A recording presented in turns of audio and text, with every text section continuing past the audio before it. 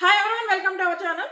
ఈ రోజు లైవ్ లో ఏం జరిగింది, ఆ వివరాలు, ఆ అప్డేట్స్ తో పాటు ఇంకా చాలా చాలా టాస్క్లు కూడా జరిగాయి. అవన్నీ మాట్లాడేసుకుందాం. అలాగే లైవ్ లో చాలా బ్యాక్ బీచింగ్లు చాలా అయ్యాయి. వరుసగా మాట్లాడుకుంటూ వచ్చేద్దాం. స్టార్టింగ్ లో నిఖిల్ అనమాట. నిఖిల్ కోసం ఎవరు విష్ణు అలాగే ప్రేరణ వీళ్ళిద్దరూ మాట్లాడుకుంటున్నారు. ఆల్రెడీ నిన్న నేను లైవ్ వీడియో పెట్టినప్పుడు కూడా చెప్పాను. నైట్ యష్మి, ప్రేరణ, పృథ్వీ కూడా మాట్లాడుకున్నారు. సేమ్ ఇప్పుడు విష్ణు, ప్రేరణ మాట్లాడుకుంటున్నారు. ఏంటంటే మనకేమో బయట ఎక్కువ పరిచయం ఉన్నది నిఖిల్, కానీ హౌస్ లో అసలు మనం వంకే చూడట్లేదు. నిఖిల్ సోనియాతో పరిచయం అయిన తర్వాత అసలు మనం వంకే చూడట్లేదు, మనతో మాట్లాడడానికి ఇంట్రెస్ట్ కూడా చూపించట్లేదు.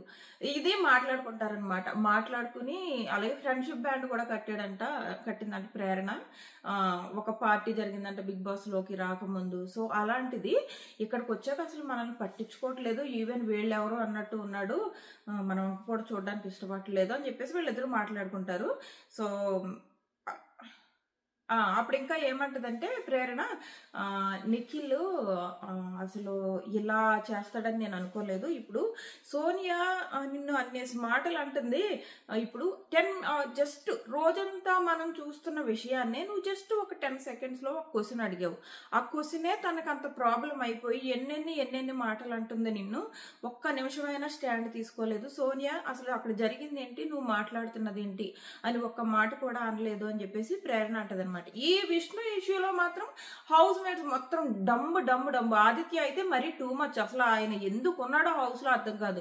ఇప్పుడు ఒక కంటెస్టెంట్ నిందలేస్తుంది, అది కూడా ఇదే Sonia last week Vishnu cooker కోసం నామినేట్ చేస్తే ఏమంది, అది నీకు ఎఫెక్ట్ అయిందా అన్నది.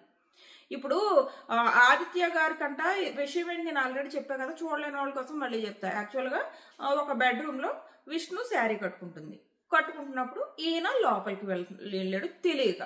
వెళ్ళి లోపల ఎప్పుడైతే విష్ణు శారీ కట్టుకుంటుందని అని చూశాడో వెనక్కి వచ్చేసాడు ఆయన.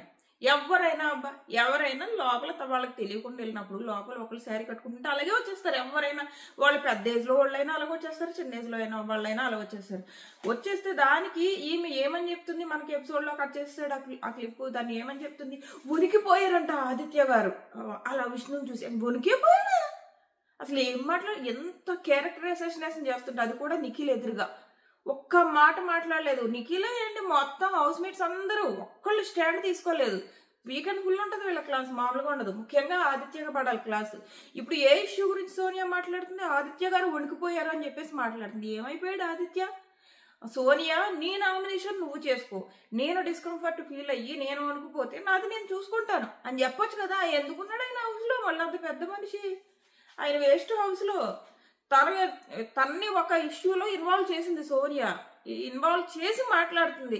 సోనియా, నీకు విష్ణు మీద ఏమైనా ఉంటే నువ్వు పర్సనల్ గా చూసుకో, నానేం ఎందుకు ఇన్వాల్వ్ చేస్తావు, నేనేదో డిస్కంఫర్ట్ ఫీల్ అయ్యానని చెప్తే అది నాది నేను చూసుకుంటానని చెప్పొచ్చు కదా. లేదు, పడాలి వీళ్ళకి, మామూలుగా పడకూడదు వీకెండ్. సో ఇక్కడితో అయిపోయిందా? ఈ రోజు కూడా ఇటేమో వీళ్ళు విష్ణు, ప్రేరణ ఇలా మాట్లాడుకుంటున్నారా, వేరే సైడు సోనియా అభయ్తో మాట్లాడుతుంది. ఏమనంటే ఈ విష్ణు గలీజ్ మాటలన్నీ మాట్లాడుతుంది, ఏం పెద్ద మాటలన్నీ మాట్లాడుతుంది, పెద్ద మాటలు మాట్లాడుతుందా? ఎవరు ఎలా ఉందంటే నిజంగా ఆ క్లిప్ కనుక ఎపిసోడ్లో వేస్తే మీకు తెలుస్తుంది.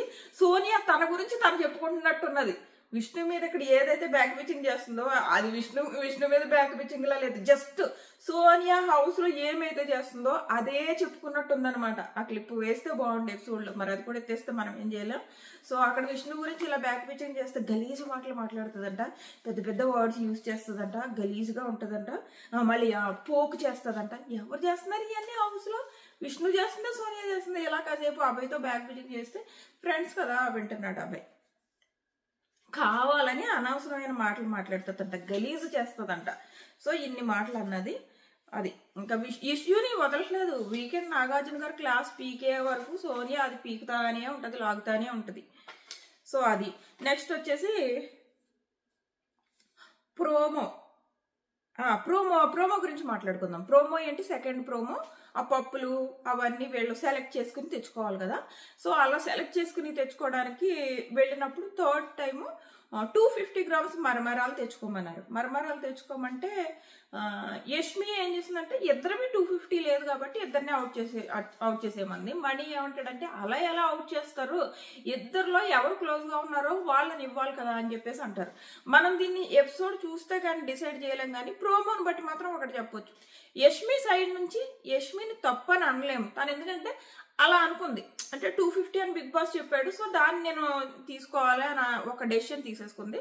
ఆ తర్వాత మణికంఠ వర్షన్ కూడా తప్పు అని అనలేము, ఇద్దరిలో క్లోజ్గా నేనున్నాను కదా నన్ను తీసుకోవచ్చు కదా అని అన్నాం.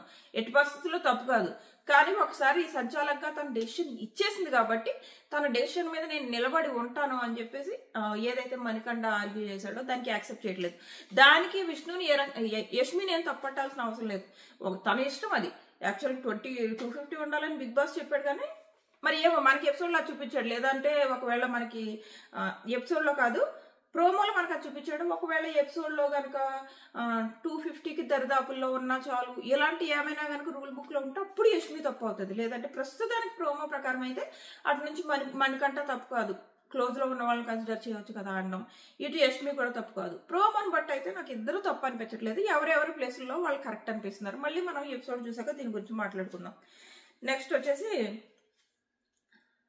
ప్రోమో 1 ఈ మేజ్ టాస్క్ గురించి నేను ఆల్రెడీ చెప్పాను కదా. అందులో శేఖర్ భాష ఏదైతే సంచాలక డెసిషన్ ఇచ్చారో అది కొంచెం రివర్స్ లో ఇచ్చినట్టు అనిపించింది. ఫస్ట్ ఒక రూల్ పెట్టి మళ్ళీ టాస్క్ అయిపోయిన తర్వాత వేరే రూల్తో యష్మి టీంని గెలిపించడం, ఇది చాలా ఆయన కన్ఫ్యూజ్ అయ్యాడు. దీని గురించి నేను ఆల్రెడీ చెప్పాను, మళ్ళీ ఎపిసోడ్ అయ్యాక మళ్ళీ మాట్లాడుకుందాం మేజ్ టాస్క్ గురించి.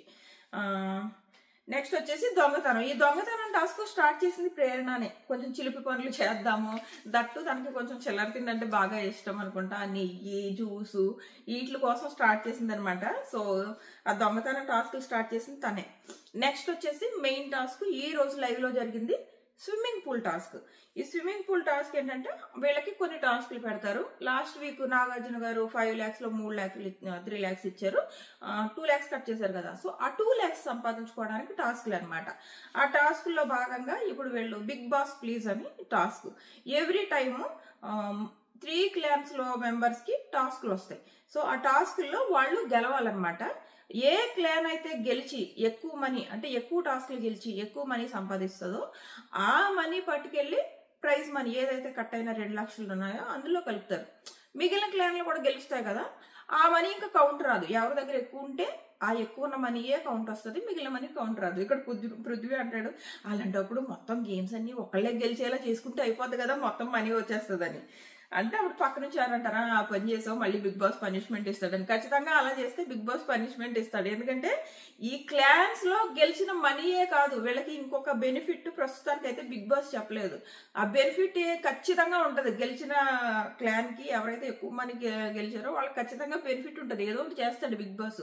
సో అది ఆలోచించుకోకుండా మనకు ప్రైజ్ మనీ వస్తుంది కదా అని ఒకళ్ళకి గెలిచేలా చేద్దాం అనుకుంటే కుదరదు. ఫస్ట్ టాస్క్ వచ్చేసి 25,000, స్క్రీన్ మీద 3 నేమ్స్ వస్తాయి. 15 సెకండ్లో వెళ్ళి పూల్లో దూకాలి. లైవ్ లో టాస్క్ అయిపోయింది, బట్ లైవ్ లో టాస్క్ కట్ చేసాడు అనమాట. లైవ్ లో టాస్క్ కట్ చేసేయడానికి మెయిన్ రీజన్ ఏంటంటే స్క్రీన్ మీద పేర్లు విష్ణు, మణి అలాగే సోనియా, వీళ్ళు 3 వచ్చాయి. సో 15 సెకండ్లో వెళ్ళి దూకండి అంటే ఫస్ట్ విష్ణు దూకేస్తుంది, నెక్స్ట్ మణి వెళ్ళి దూకుతాడు. 3వ ఆమెని మనకి లైవ్ లో చూపించలేదు, కట్ చేసేసాడు. టాస్క్ కూడా మొత్తం కట్ చేసాడు ఆల్మోస్ట్. రీజన్ ఏంటంటే సోనియా అసలు పూల్లోనే దూకలేదు, మధ్యలోనే పడిపోయింది అనమాట. సో ఇంకోటి చెప్పడం మర్చిపోయాను, ఇప్పుడు పడిపోయింది అన్నాక గుర్తొచ్చింది. ఇంకోటి ఏంటంటే లైవ్ లో సోనియా ఒకటి అంటది నిఖిల్ని, నీలాంటి లూజర్స్తో నేను గేమ్ ఆడను, నీలాంటి లూజర్స్తో నేను కలిసి ఉండను, నాకు నచ్చదు అని చెప్పేసి అంటే అప్పుడు నిఖిల్ అంటాడు ఒకళ్ళని తొక్కి గెలవాలని అయితే నేను అనుకోను, నేను గెలిచాను అంటే అది ప్రాపర్ వేలో గెలుస్తాను, కానీ ఒకళ్ళని తొక్కి గెలిచేసి ఆ ఆనందాన్ని పొందాలని నేను అనుకోను. అలాంటి ఆనందం కంటే నేను లూజర్గా ఉండడమే నేను హ్యాపీ ఫీల్ అవుతాను అంటాడు. చాలా బాగా అన్నాడు నిఖిల్, ఆ డైలాగ్ చాలా బాగుంది. అలాగే నిఖిల్ ఫ్యాన్స్ తన్ని బాగా నమ్మి ఓట్లు చాలా బాగా వేస్తున్నారు, ప్రస్తుతం ఓటింగ్ లో టాప్ లో ఉన్నాడు. బట్ కొంచెం ఆ సోనియాకి దూరం అయితే బాగుండు, లేదంటే కష్టం అయిపోతుంది గేమ్. సో ఈమె ఏమన్నది నిఖిల్ని, నేను లూజర్స్ తో ఉండను అన్నది కదా, ఇప్పుడు కనీసం స్విమ్మింగ్ పూల్లో దూకకుండా మధ్యలోనే పడిపోయింది. అది ఎలా పడిపోయింది అన్నది మనకు లైవ్ లో కట్ చేస్తాడు, అది BGM తో ప్రోమోలో వస్తుంది. సో అది సంగతి. ఇప్పటి వరకు జరిగింది అయితే లైవ్ లో ఇది. ఇంకా ఇప్పటి నుంచి నైట్ వరకు ఏం జరిగింది అన్నది నేను మళ్ళీ నెక్స్ట్ వీడియోలో పెడతా. రివ్యూ టైంలో మళ్ళీ కలుద్దాం. మన ఛానల్ సబ్స్క్రైబ్ చేసుకుని నోటిఫికేషన్ ఆన్ చేసుకోవడం మర్చిపోకండి. By by.